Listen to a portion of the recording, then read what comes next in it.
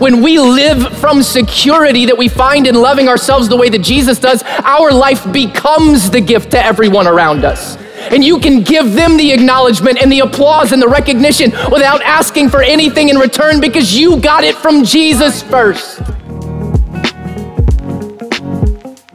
It's good to be with you all, man. CMN team and leadership, I love you all. Thank you so much from my heart. Thank you. I'm honored to be here and to be able to share just for the next few moments. Let's start with history. In 1760, an English earl named Robert Rochefort built this wall. I think we got a picture of it for you. He built it because from his very large house on his estate, his brother George built on his neighboring estate an even larger and better house. And Robert couldn't stand having to see his brother's house from his backyard. And so he built this wall. It became known as the Jealous Wall, unsurprisingly. And I know you can all, connect with super rich people problems. So I thought that'd be a great place to start. But hang with me. Just think about it this way. He built a wall so that he didn't have to look at something he didn't want to see, and he didn't have to deal with how it made him feel. And here's what I've been learning, is that I'm really good at building walls for the same reason. And in particular, I build walls when I don't want to see something about me. In other words, I fight against self-awareness. And that's what I want to talk to you about for the next few minutes, is the power of self-awareness and why I'm trying to stop fighting against it. And here's my hope that you will too. And so let's go to Jesus. Matthew chapter 22, verses 37 to 40. We all know this. It's the greatest commandment. In response to the lawyer's question, Jesus said, "You shall love the Lord your God with all your heart and with all your soul and with all your mind. This is the great and first commandment. And the second is like it. You shall love your neighbor as yourself." And then he said, everything hangs on all of this, but I want to focus on the last two words of the second commandment. He said, as yourself. And I want to talk to you about how we are commanded by Jesus to love ourselves, but let's start with how we're commanded to love Jesus before we talk about how we're commanded to love ourselves. We're supposed to love Jesus with everything we have, with all of what we are. And here's the thing, the more I learn about Jesus, the better I know him, the more I love him, right? I love Jesus, the more I learn about him, the easier it is for me to love him. Like, where do we even start, right? With his goodness, with his kindness, with his humility for us. Like, the more I learn about Jesus, the easier it is to love him. But the more I learn about myself, the harder it is to love me. And so I fight against seeing things about me that I don't want to see. I build walls. 7 years ago when we planted Parkside Church, you guys know this, church planting has a tendency to show you things about yourself. It's like being a first-time parent, man. Your kids just reveal things about you. And sometimes it's not pretty.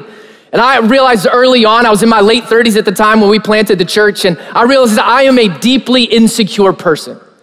Not a super fun thing to discover about yourself, and I live from and I lead from that insecurity. It was brutal. I don't know why, but during that same period in my life, I took a test on optimism versus pessimism to find out where I was at. Turns out, I am a pessimist of Olympic proportion.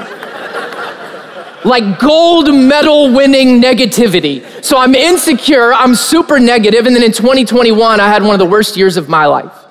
I had some relationships that were very meaningful to me that fell apart. They've never been put back together.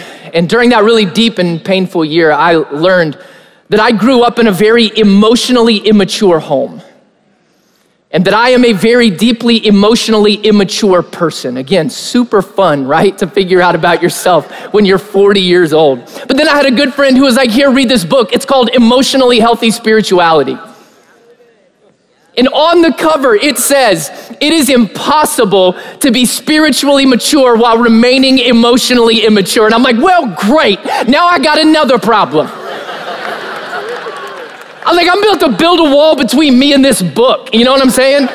Like, I didn't even read it, you know? It's like, well, you're not supposed to judge a book by its cover. I know that, but that book cover was judging me. I'm deeply insecure, I'm negative, I'm emotionally and now apparently spiritually immature, and I'm just like, great work, Jesus, on picking me. I build walls because I don't want to have to look at my insecurity. I build walls because I don't want to deal with my immaturity, especially at 43 years old. It's not awesome to admit in front of a bunch of people that I'm still immature, but that's the journey I'm on. And here's the thing, if I keep building walls, here's our question, what's the cost? If you build walls so that you don't have to see what you don't want to see about you, what price will you pay? Let's start with the obvious one, is that we'll never discover the truth about ourselves. We'll never see ourselves for who we really are. And here's the thing I've been learning is that what the Holy Spirit can't reveal to me, the Holy Spirit can't use to transform me. And here's the beautiful part, is that Jesus always pairs his truth about me with his grace for me.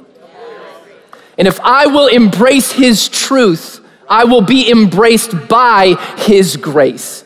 And it's in that space that I can learn not just how much he loves me in spite of all of what he knows, it's that in that place I can learn to love myself better, and so can you.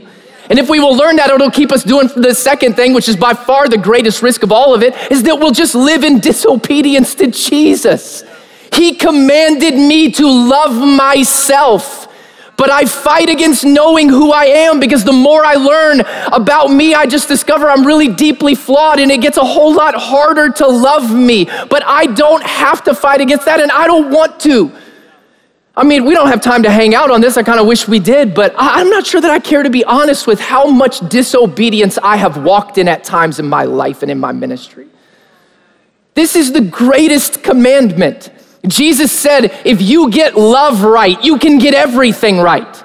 If you get love wrong, you're gonna struggle to get anything right, and that includes loving yourself. What does it cost us? We don't discover who we are, we won't be obedient to Jesus, and it keeps us from becoming a healthy person and leader. So I'm insecure, it's real, and I live and lead from that insecurity. And it makes things really difficult. I've hurt a lot of people I didn't mean to, but I did. Because I wasn't honest about where I was at. Craig Rochelle says it this way, that when we lead from insecurity, it's hard for anyone to win. And that includes us. Because the problem is when we lead from insecurity, we need a gift from everyone around us. We need them to acknowledge us and applaud us and recognize us. When we live from security that we find in loving ourselves the way that Jesus does, our life becomes the gift to everyone around us. And you can give them the acknowledgement and the applause and the recognition without asking for anything in return, because you got it from Jesus first. All right, so what do we do? How do we tear down some walls that we've already built and stop building new ones? Number one is this. It's called first thought, last thought. Here's what I want to challenge you to do when you go to bed tonight. I want you to fight your mind to not think about what you normally think about, and go to bed tonight thinking about the fact that you are dearly loved by Jesus Christ. And when you wake up in the morning, I want you to keep your mind from focusing on the things of the day that are going to cause you the most worry and the most anxiety. I mean, this is what I do. And force your mind to take your thoughts captives and make them obedient to Jesus. And wake up in the morning thinking about the fact that you are loved deeply by Jesus Christ. First thought, last thought. What else can we do? Well, get the right people around you. Listen, life is a team sport, and you need the right people in your corner. Well, how do I know they're the right people? That's a great question. It's the people that will pair the same two things that Jesus does, truth and grace. You've got to have people in your life who can tell you things about you that you don't want to hear without building a wall between you, them, and what they said. And then I want you to celebrate some milestones when God helps you grow. Celebrate some milestones. What's a good milestone? Well, when you get the right people in your corner and they can tell you things you don't want to hear. But can I give you a better milestone that means God's really helping you grow? It's when the wrong people can tell you the right thing. Because you're maturing to the point that you can separate the message and the messenger. Even more than that, it's when the wrong person can tell you the right thing in the wrong way. Here's one of the great things about life is that you get to choose what offends you. So what if we just chose better? And even if the wrong person tells us the right thing in the wrong way, what if we just choose not to be offended because we stopped running from the truth about us? Because Jesus always pairs truth about us with his grace for us. If you will embrace his truth, you will be embraced by his grace. And it is in that space you can learn to love yourself the way that Jesus does. Stop building new walls ourselves and with the Holy Spirit's help, tear down some old ones. And here's the best part. It won't just change your life. It has the potential to change the lives of everyone around you. Let me pray for you. Jesus, thank you for my friends and the journey that we're on. Lord, would you help us to love ourselves the way that you do? Speak your truth and let us experience your grace and grow in our understanding of you and ourselves. God bless you all.